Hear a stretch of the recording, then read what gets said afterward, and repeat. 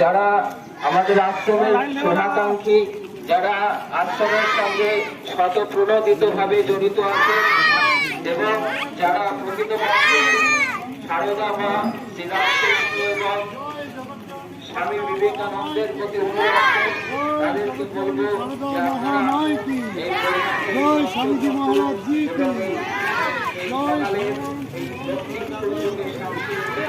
আমরা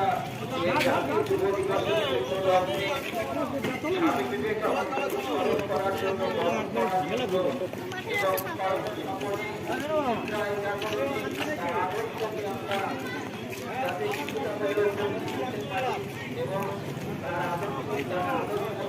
ও যাচ্ছে যাক, ও আমি দেখি